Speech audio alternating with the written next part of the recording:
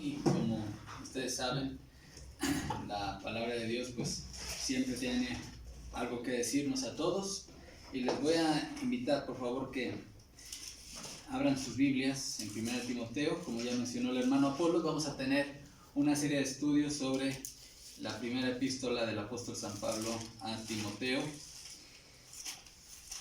y les invito a que leamos los primeros 11 versículos de esta preciosa e importante epístola, hermanos. 1 Timoteo, capítulo 1.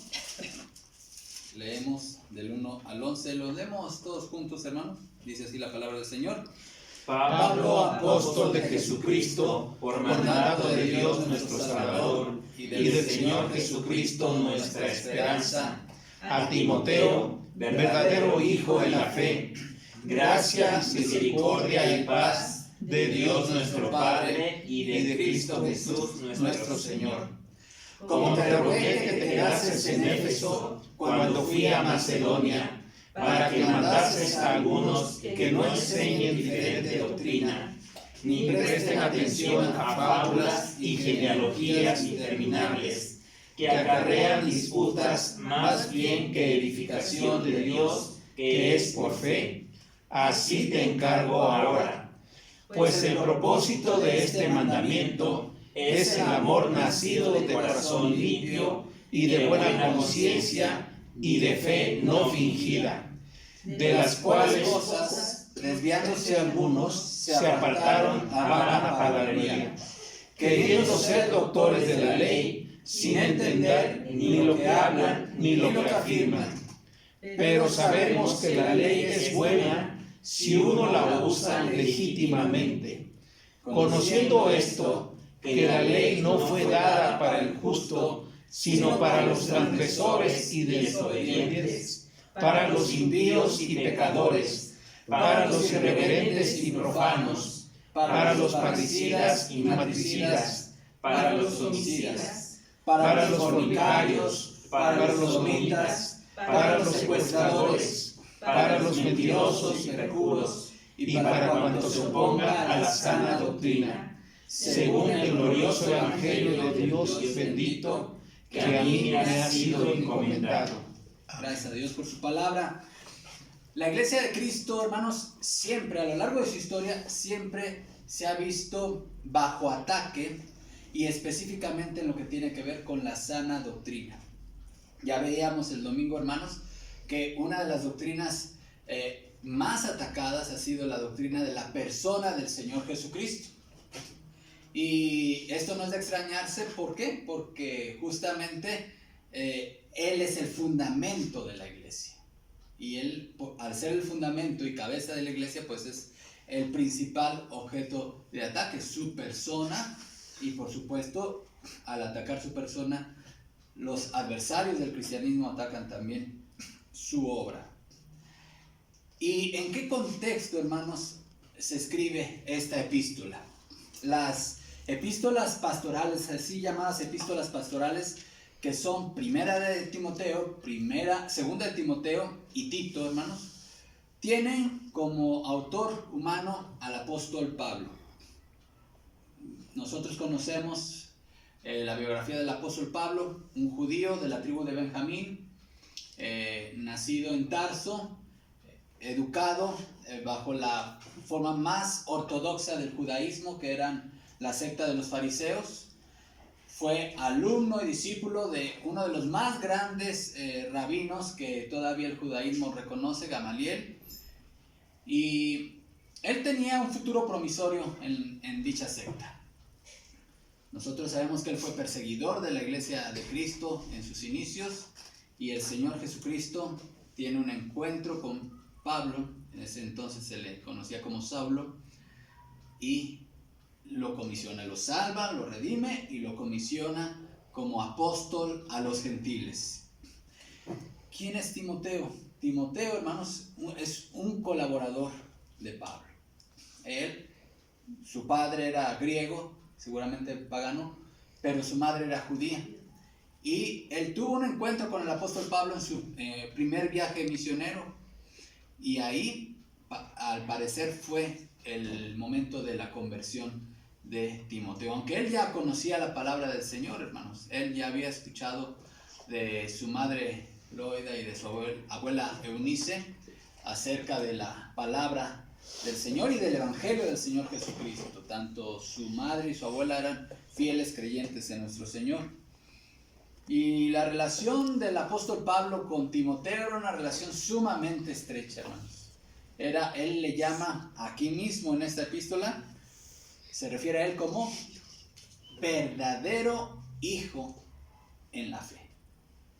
Y este título el apóstol Pablo en el registro bíblico no solamente se los da a Timoteo y a Tito, dos colaboradores de toda la confianza del apóstol. Y este término de epístolas pastorales, hermanos, debemos de tenerla con cierta cautela, porque tanto Timoteo como Tito no eran pastores en el sentido estricto del concepto bíblico de pastorado, hermanos. De hecho, Timoteo y Tito más bien eran, la función que tenían en la iglesia es una función que actualmente ya no está vigente. Ellos eran colaboradores del apóstol Pablo. Obviamente, al ya no existir apóstoles, al terminar la era apostólica, pues tampoco ya no existen colaboradores de apóstol. Pero nosotros podemos ver que su estancia, tanto de Tito en Creta como de Timoteo en Éfeso, era temporal. Fue una comisión temporal, pero con toda la autoridad delegada del apóstol Pablo. ¿Cuándo se escribió esta epístola, hermanos? 1 Timoteo fue escrita en ese periodo posterior a la liberación del primer encarcelamiento de Pablo en Roma, encarcelamiento que está descrito ahí en el libro de los Hechos. En la parte final del libro de los Hechos, nosotros podemos ver cuando Pablo está en Roma encarcelado, podemos ver evidencia bíblica de que Pablo fue liberado. Incluso ya en la epístola de los Filipenses, él ya escribe en ese sentido, que él veía próxima su liberación. Y entendemos que en este primer encarcelamiento el apóstol Pablo fue liberado, y al ser liberado pues continuó su ministerio durante un periodo de tiempo, hasta que posteriormente, ya bajo el emperador Nerón, él nuevamente vuelve a ser apresado. Entonces, entre sus dos encarcelamientos es que se escribe esta epístola de 1 Timoteo, hermanos. Y aquí el apóstol Pablo hace un recorrido y llega a la ciudad de Éfeso.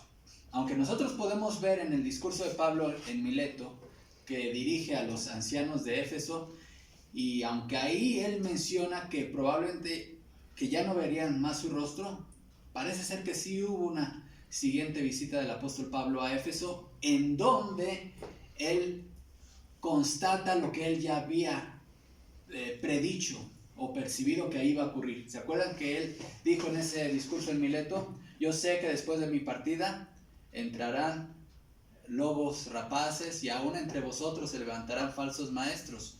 Bueno, pues ahí, en esta visita que hace el apóstol Pablo después de ser liberado a Éfeso, se da cuenta que efectivamente se habían levantado falsos maestros. Y de hecho en esta epístola de 1 Timoteo menciona el nombre de dos. Menciona a un tal Himeneo y Alejandro. Dice él, a quienes entregó a Satanás para que aprendan a no blasfemar. Es decir, Pablo había ya empezado acciones de disciplina en la iglesia por motivo de la falsa doctrina que ya estaba empezando a surgir en Éfeso. Alguna situación desconocida obligó a Pablo a salir rumbo a Macedonia cuando él se encontraba ya haciendo esta labor en Éfeso, y entonces le encomienda a Timoteo quedarse en Éfeso para continuar con su trabajo de poner orden y de ejercer la disciplina con los falsos maestros. Es en ese contexto entonces que se escribe esta epístola. Ahora, en estos primeros 11 versículos, hermanos, Pablo aborda el asunto principal. ¿Su asunto principal cuál es? La actitud que debe cumplir su colaborador Timoteo ahí en Éfeso en su ausencia. Y una pregunta que nos debemos de hacer todos nosotros, hermanos. ¿Cuáles deberían ser esas actitudes que Timoteo debía de mostrar ante el surgimiento de falsa enseñanza en la iglesia de Éfeso? Y esto nos lleva a una pregunta actual, hermanos. ¿Cuál debería ser la actitud de nosotros como iglesia en el siglo XXI ante la amenaza de falsa enseñanza? Bueno, en primer lugar, lo que el apóstol Pablo le dice a Timoteo es que lo primero que debe hacer, la actitud primera que debe de hacer ante la falsa doctrina es impedir la divulgación de falsa enseñanza. Es decir, cortar del cargo o del ministerio de enseñanza a estos falsos apóstoles. Noten cómo empieza el versículo 3. Como te rogué que te quedases en Éfeso cuando fui a Macedonia, para que mandases a algunos que no enseñen diferente doctrina. Esa es la primera actitud, hermanos. Nosotros podemos como iglesias, en este caso en el contexto de la iglesia de Éfeso, se ve que habían actuado muy a destiempo ante estos falsos maestros. Se ve que Himeneo y Alejandro habían tenido un gran margen de acción, un gran espacio en el liderazgo para poder divulgar la falsa enseñanza que ellos estaban esparciendo. Y se ve que la iglesia no había sido capaz para identificarlo y para poner un alto. Vemos pues, hermanos, cómo el apóstol Pablo le da instrucciones con autoridad a Timoteo y le dice, primero que nada, corta con estos falsos maestros. Es de notar, hermanos, que utiliza aquí la palabra mandes. Dice, como te rogué que te quedases en Éfeso cuando fui a Macedonia, ¿para qué? Mandes. Esa debe ser la actitud, hermanos, del liderazgo de la iglesia ante la herejía, ante la falsa doctrina. No, aquí no entra la misericordia, no entra la paciencia que se debe utilizar en otros casos, hermanos. Aquí entra la autoridad. Mandes, ordenes. Seguramente tú eres un joven y muchos te van a menospreciar, pero yo como apóstol de Jesucristo te estoy dando la indicación de que les ordenes a esos falsos maestros a que dejen de enseñar las herejías que están enseñando. Tienes toda la autoridad y justamente el propósito de esta epístola es que Timoteo tuviese un respaldo por escrito para poder enfrentar a estos falsos profetas. Entonces, ¿qué herramientas tenía Timoteo para esto, hermanos? La autoridad apostólica. Hermanos, Dios dotó a la iglesia de pastores. Vamos a Efesios capítulo 4, versículo 11, hermanos. Acompáñenme, por favor, a Efesios 4, 11.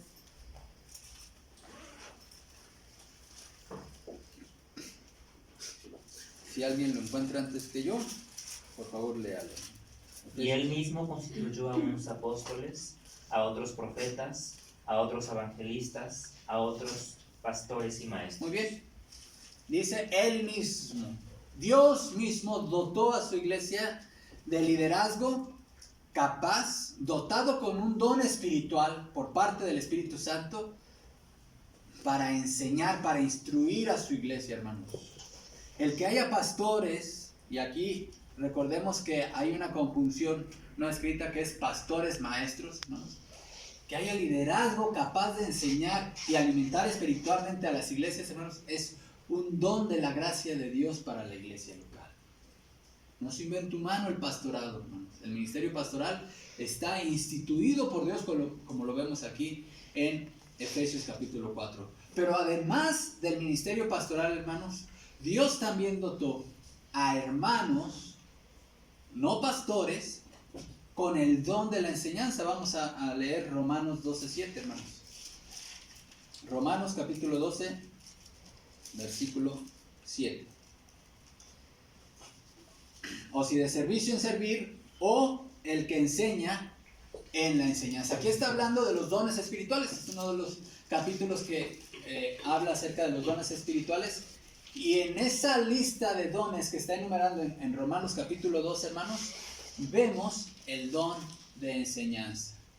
Entre ustedes, hermanos, aquí en la congregación, ustedes hay hermanos con el don de enseñanza.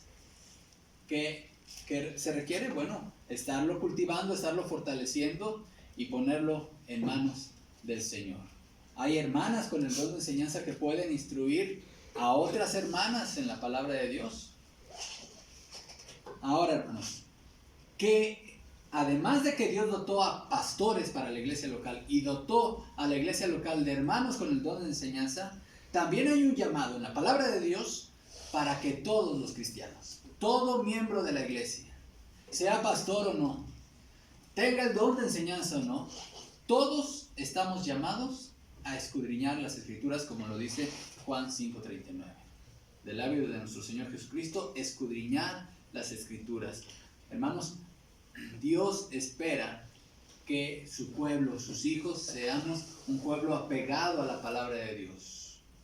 Ya pasaron aquellas épocas de oscurantismo en donde se veía a la Biblia como un libro en donde solamente ciertas personas iluminadas pudiesen tener acceso. Nosotros, hermanos, y algo que promovió la Reforma justamente fue eso, ¿no? Que la Biblia llegase a todo el mundo, la palabra de Dios. Ahora, ¿cuál debe ser la actitud de los pastores, aquellos que tenemos la responsabilidad de predicar la palabra de Dios e instruir al pueblo y a la iglesia, hermanos? La Biblia nos ordena a apegarnos a la palabra de Dios. Segunda de Timoteo 4:2, hermanos, le instruye el apóstol Pablo, a Timoteo. Leo desde el versículo 1: Te encarezco delante de Dios y del Señor Jesucristo, que juzgará a los vivos y a los muertos en su manifestación en su reino, que prediques la palabra, que instes a tiempo y fuera de tiempo, redarguye, reprende, exhorta con toda paciencia y doctrina. ¿Qué debemos predicar los que predicamos, hermanos? Nuestras ideas, nuestras opiniones, nuestros puntos de vista, la ideología de la agenda del mundo, hermanos. No, nosotros tenemos que predicar y debemos predicar la palabra de Dios. No tenemos autorización para predicar desde estos púlpitos otra cosa que no sea la santa palabra de Dios. Y eso nos lleva, hermanos, a tener ejercitados nuestros sentidos para extraer de la palabra de Dios lo que ella en verdad quiere decir. Y a los maestros de iglesia, hermanos, ¿qué les manda la palabra de Dios? 1 Pedro 4:11. 1 Pedro capítulo 4, versículo 11. Nuevamente un pasaje acerca de las obligaciones de los cristianos. Leo desde el 10. Cada uno, según el don que ha recibido, noten, está hablando de qué, de los dones espirituales, ministrelo, póngalo al servicio de los otros como buenos administradores de la multiforme gracia de Dios. Y note qué don habla. ¿De qué don está hablando? El don de enseñanza, versículo 11. Si alguno habla, hable conforme a qué? A las palabras de Dios. A las palabras de Dios. Maestros y maestras de escuela dominical aquí presentes, no tienen autorización para enseñar otra cosa que no esté respaldado en la palabra de Dios. ¿Se acuerdan qué actitud tenían los hermanos de Berea? Recordemos todos. Ellos consultaban todos los días las Escrituras para ver si estas cosas, lo que le estaba predicando los apóstoles, eran así, hermanos. No es malo utilizar un manual de escuela dominical, hermanos. De hecho, lo utilizamos aquí en la iglesia. Pero hay que identificar que cualquier libro cristiano, cualquier comentario cristiano, cualquier manual de escuela dominical, hermanos, tiene que ser discernido y evaluado para ver si ese comentario, si esa aplicación está de acuerdo a la palabra de Dios. Y eso es una actividad que ustedes, hermanos maestros, tienen que estar desarrollando de forma cotidiana. Ahora, hermanos, en esta actitud que Timoteo está llamado a desarrollar ante los falsos maestros, hermanos, tiene que ver con identificar la falsa doctrina. Se ha dicho que la mejor manera de conocer un billete falso, hermanos, no es tratando de identificar los diferentes elementos de falsedad que se utilizan. Es decir, no tengo yo que revisar las diferentes formas de falsificación que hay, sino la mejor manera de tener mis sentidos y mis ojos adiestrados para identificar la falsificación de un billete es conociendo a detalle los detalles del billete auténtico. Entonces, entre más yo conozco un billete auténtico y veo los detalles y los puntos de seguridad que le pone el Banco de México, y entre más lo veo y más lo conozco, entonces yo sabré identificar un billete falso. En una ocasión fui a una relojería y me habían regalado un reloj y decía hay una marca pues si no muy cara, pero por lo menos tampoco muy corriente. Y al llegar ahí creo que fui a cambiarle que le pusieran pila y todo, y lo primero que me dijo este señor: este reloj no es original. Yo estaba seguro que era original y me dice: ¿y en qué se dio cuenta? Y en una actitud así que me cayó medio mal, pero bueno, ya después lo entendí. Dice: bueno, yo me dedico a relojes, yo no me dedico a vacas. A las vacas los ganaderos saben de vacas, pero yo sé de relojes, y por eso tengo muchos años en esto y sé identificar inmediatamente uno falso. Bueno, pues él tenía sus ojos habituados a reconocer, tan habituados a ver puros relojes originales, que cuando le llegó un falso inmediatamente lo identificó. Así debemos estar nosotros habituados, nuestros sentidos en las iglesias, hermanos, para identificar el error en la enseñanza. Y entonces aquí Timoteo tenía que parar justamente a estos hombres en seco y bajarlos del púlpito, bajarlos de la clase de escuela dominical, hermanos. Es muy importante, pasando esto a nuestro contexto, hermanos, que todo aquel que se una a la membresía de la iglesia local conozca la declaración de fe de la iglesia y que esté de acuerdo con ella. Para esto muchas iglesias tienen una sana costumbre, que es para todos aquellos que quieran ingresar a la membresía local, hermanos, hay un curso para candidatos a miembros. Esto se ha hecho desde hace muchos años en nuestras iglesias, y yo creo que es una práctica bastante sana, que ellos firmen también la declaración de fe de la iglesia. Las iglesias, hermanos, también es muy importante, antes de nombrar o ordenar pastores, deben someterlos a prueba en cuanto a doctrina. Los pastores, antes de asumir y aceptar un pastorado, deben ser capacitados también en la sana doctrina. Y así nos evitaríamos, hermanos, muchas sorpresas. Pero la iglesia, en todo caso, ¿cuál debe ser la actitud, hermanos? No impedir. No es una actitud de tolerancia, hermanos, es una actitud de cortar inmediatamente. ¿Sabes qué? Eso no es correcto. Necesitamos hablar con la persona que está enseñando esto. En alguna ocasión, mi padre, en una iglesia donde él estuvo pastoreando, una de las iglesias donde él fue pastor, se dio cuenta que una de las maestras de escuela dominical llevaba un material ahí, y dice: ¿Qué material es este? Ah, pues es un material que les traigo porque trae dibujitos aquí. Y ve aquí, decía Watchtower: oye, le estás dando veneno a los niños, ¿cómo es posible que...? Y no, inmediatamente fue destituida de maestra de escuela dominical. Imagínense cómo es posible que se cuelen ese tipo de cosas en las iglesias, hermanos. Pero muchas veces es muy sutil, ¿no? Quien quiere enseñar falsa doctrina, hay veces que no se va a presentar de una forma tan descarada como esta persona. Muchas veces utiliza la sutileza. Pero vamos a ver una segunda actitud que el apóstol Pablo le llama a Timoteo ante los falsos maestros. Ya vimos, él tenía que impedir la divulgación de la falsa doctrina. En segundo lugar, él tenía que instruir a la iglesia, mandar a la iglesia a que no presten atención y no escuchen la falsa doctrina. Versículo 4. Regresamos a 1 Timoteo 4, hermanos. Dice, ni presten atención a fábulas y genealogías interminables que acarrean disputas, más bien que edificación de Dios, que es por fe, así te encargo ahora. Es muy importante que la iglesia esté adiestrada en identificar lo falso, hermanos.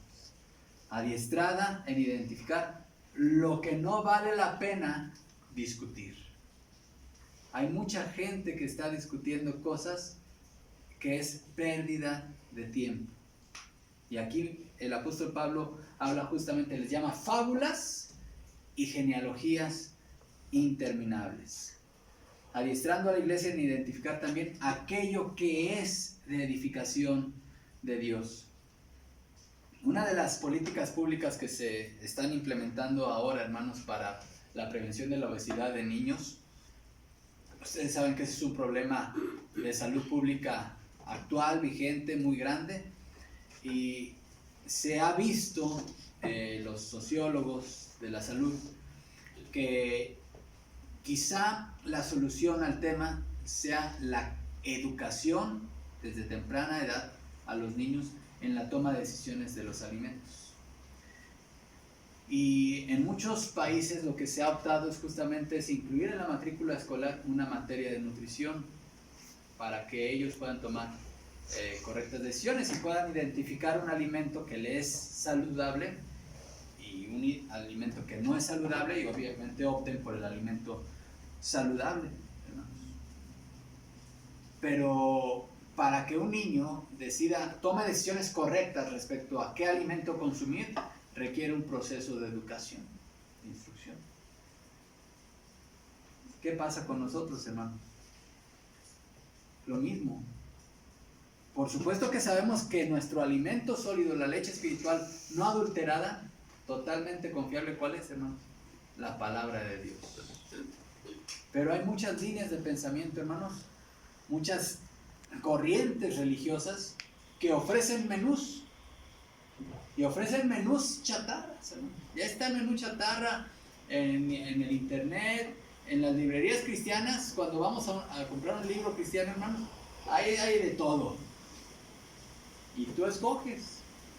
Tú puedes comprar un alimento un libro que te va a ayudar en tu crecimiento espiritual. O puedes irte por el autor de moda, que escribe bonito, pero pues ahí también venden chatarra. Perdónenme la analogía, pero también hay bastante chatarra en las librerías cristianas. Y aquí una pregunta de reflexión respecto a este punto, hermanos. Hemos llegado al punto de ser capaces de identificar en un sermón cuando el predicador está hablando la palabra de Dios y cuando ya está hablando su propia opinión. Eso es muy importante. Como iglesia estamos llamados a evaluar y a examinar lo que se predica desde los púlpitos. ¿Se acuerdan en 1 Corintios 14 cuando el apóstol Pablo habla del tema de los dones de profecía y el don de lenguas? Y dice, cuando habla de los profetas y de los que hablan en lenguas, dice, y la iglesia y los demás juzguen. Quiere decir que no deglutan todo así, juzguen primeramente lo que están escuchando. También en la epístola a los tesalonicenses dice, examinadlo todo, retener lo bueno. Nosotros no estamos llamados como congregaciones, hermanos, a tener una actitud pasiva ante toda enseñanza que hay. estamos llamados a discernir. Pero hay una tercera actitud que el apóstol Pablo le llama. Ya vimos, hermanos, la primera actitud es cortar, impedir que ellos sigan divulgando su falsa enseñanza. 2, capacitar y mandar a la iglesia a que no escuchen a los falsos maestros. Porque pues ellos podrían a lo mejor ya me quitaron de maestro de escuela dominical, ¿verdad? Allá en Éfeso. Me quitaron de ser predicador. Pero ellos querían seguir divulgando sus falsas doctrinas y a lo mejor en visitas, en casas, en llamadas, ahí podían seguir divulgando. El apóstol Pablo le dice a Timoteo, diles a la iglesia que no presten atención a esas enseñanzas. De hecho, uno de los grandes herejes de la historia de la iglesia, Arrio, justamente cuando fue excomulgado de allá de la iglesia de la Alejandría, él consiguió adeptos, ya no tenía el cargo de obispo, pero él seguía esparciendo su doctrina de que Jesús era un ser creado y que no era Dios, al grado que el arrianismo llegó a tener mucha fuerza en algunos círculos, hermano. Por eso hay que, y el liderazgo y los pastores tenemos que exhortar a la iglesia a no prestar oídos a los falsos maestros. Pero una tercera actitud, hermanos, capacitar a la iglesia en identificar a los divulgadores de la falsa enseñanza. Y aquí el apóstol Pablo enumera una lista de puntos de cómo operan, cuál es el modus operandi de los falsos maestros. En primer lugar, hermanos, un falso maestro no tiene verdadero amor por las almas a quienes les predica. Versículo 5, hermanos. Pues el propósito de este mandamiento es el amor nacido de corazón limpio. ¿Qué buscan ellos, hermanos? Servir a Dios. No son servidores de Dios. De hecho, ellos lo vamos a ver al final de esta epístola, hermanos, ellos tienen un interés económico. En el último capítulo de esta epístola pone al descubierto el interés que tenían estos falsos maestros. Era un interés económico. Ellos iban detrás del dinero. Ellos no tienen amor. Y el apóstol Pablo dice, el propósito de este mandamiento, Timoteo, que te estoy haciendo, tiene un objetivo, tiene un propósito. El amor nacido del corazón. Situación que no tienen, como lo vamos a ver en el versículo 6, que estos hombres, de las cuales cosas desviándose algunos, se apartaron a vana palabrería. Es decir, los falsos maestros no tienen amor, un verdadero amor por las almas. En segundo lugar, otra característica de los falsos maestros, su conciencia está cauterizada. Versículo 5. Es el amor nacido del corazón limpio y de buena conciencia. Hermanos, la conciencia es una parte constitutiva del ser humano que Dios puso en su gracia común a todos nosotros. Es ese avisito ético, moral, que nos molesta cada vez que hacemos algo que viola la ley de Dios escrita en nuestro corazón. Eso también lo tienen muchos gente que no es cristiana, pero con el paso del tiempo la conciencia puede ser encallecida, cauterizada. ¿Alguien le han cauterizado alguna vez alguna parte de su cuerpo, la piel? Es ponerle un fuego, un asa ardiente acá, y si a cualquiera de nosotros nos ponen un cauterio acá, ya que pasa el dolor, esa región del cuerpo donde estuvo el cauterio perderá sensibilidad. Ya te pueden pellizcar, te pueden hacer lo que quieras, ya no vas a sentir. Está cauterizada. La conciencia de los falsos maestros está cauterizada. Ellos saben que son falsos maestros, ellos saben que están enseñando falsas doctrinas, ellos saben de sus intenciones perversas que tienen al introducirse a las iglesias, hermanos, y sin embargo, ellos, eso ya no les afecta, ya no les mueve su conciencia. Tercer característica de un falso maestro, su fe es fingida. Versículo 5. Y de fe no fingida. 3 elementos que debe conservar todo verdadero maestro de Biblia, hermanos. Amor nacido de corazón limpio, buena conciencia y fe no fingida. 3 cosas que se habían alejado los falsos maestros en Éfeso. Versículo 6, de las cuales cosas, desviándose algunos, se apartaron ¿a qué?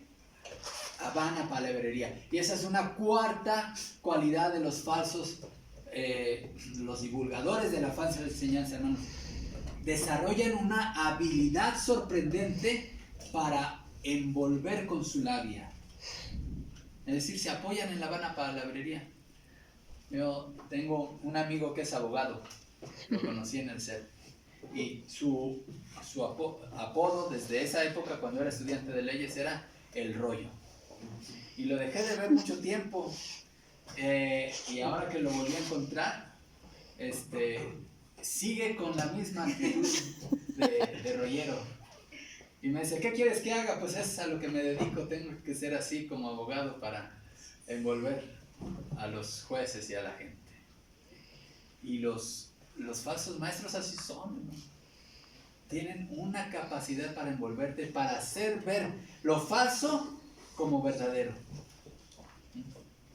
¿Alguna vez han caído con un vendedor que es hábil así? Entonces, ¿pero por qué compré esto si yo ni lo necesitaba? Bueno, pues estos falsos maestros desarrollan la vana palabrería, justamente.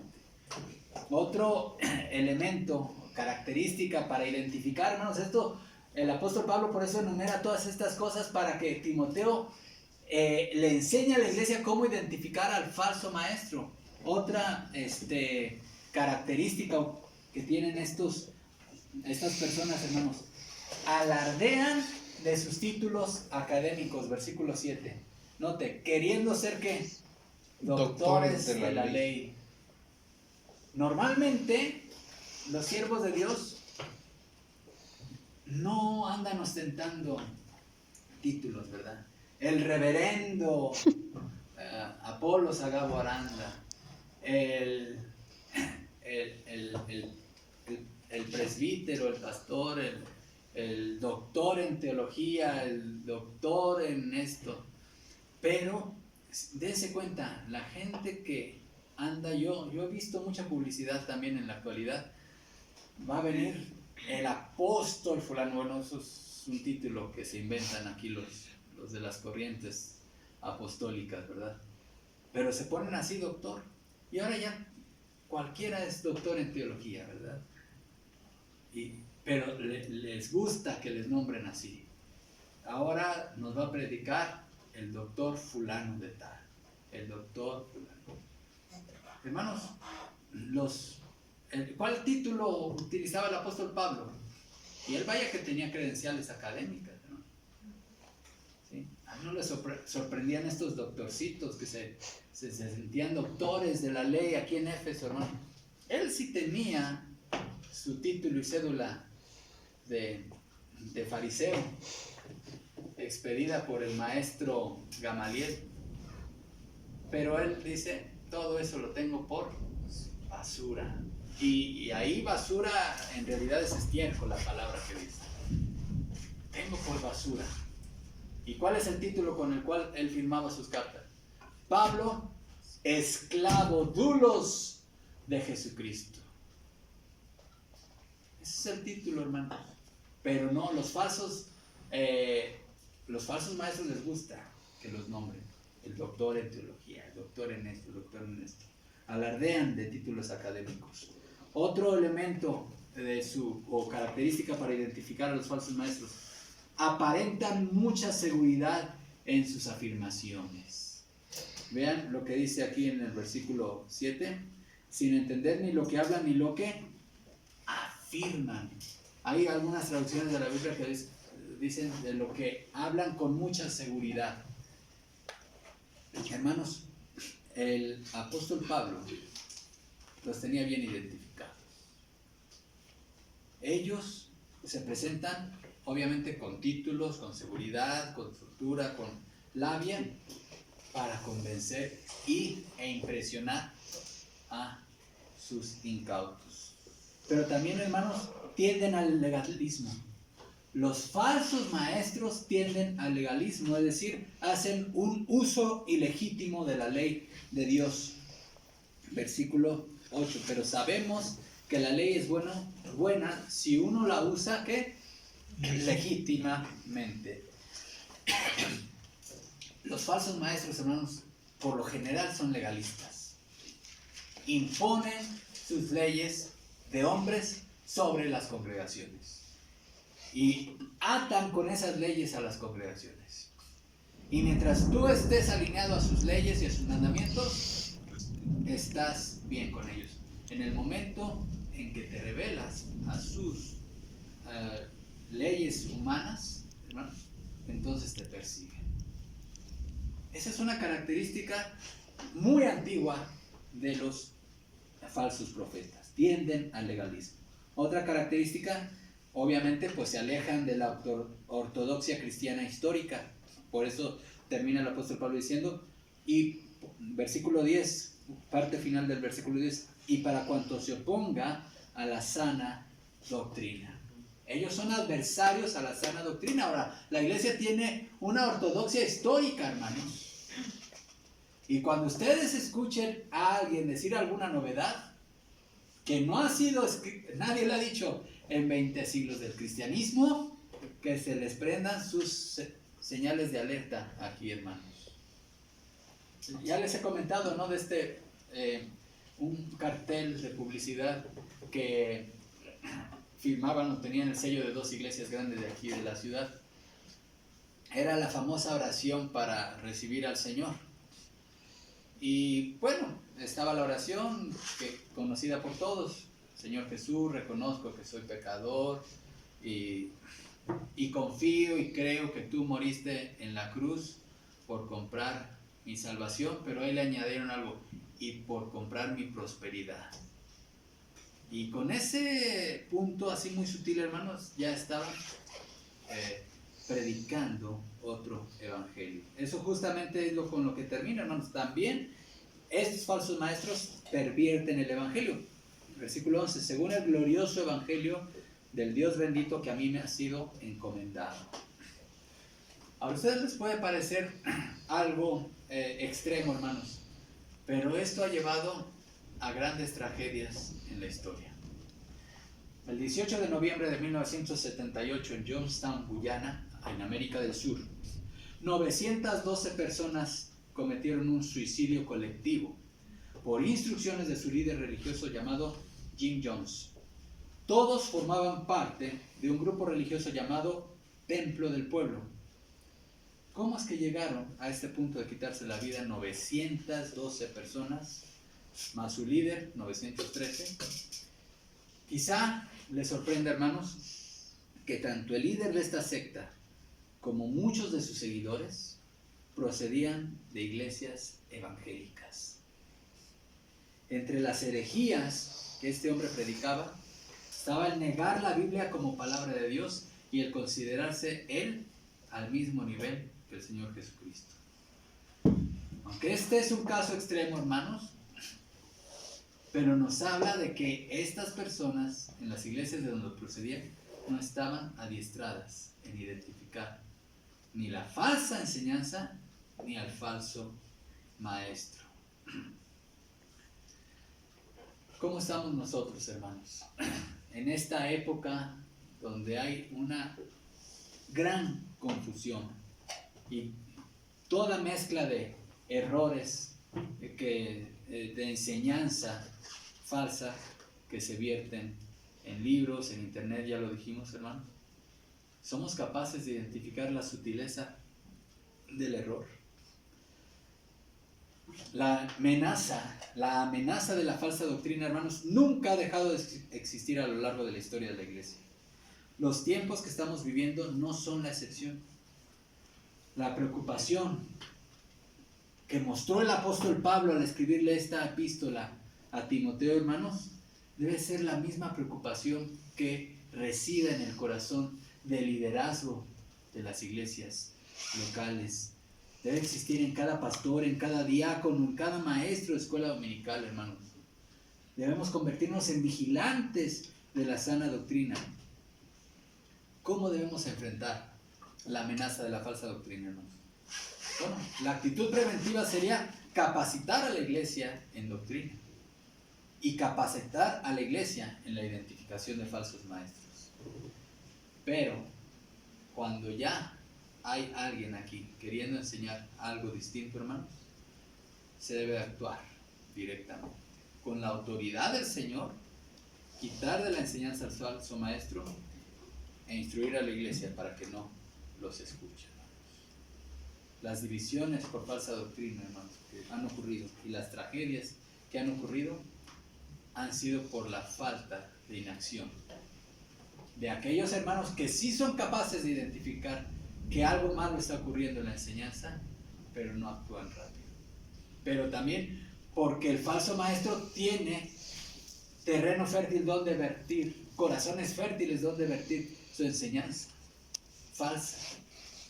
Que el Señor nos ayude, hermanos, para que, y nos libre de caer en falsa enseñanza y falsa práctica en nuestras iglesias locales. Vamos a orar, hermanos. Padre, gracias por tu palabra, que sigue siendo tan vigente como el día que se escribió, Señor.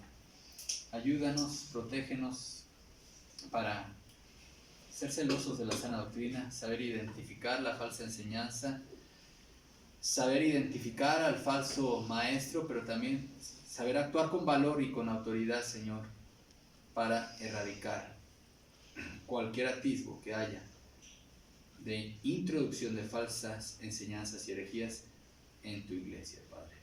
Lo rogamos y suplicamos en el nombre de tu Hijo Jesucristo. Amén. El Señor les bendiga. Amén.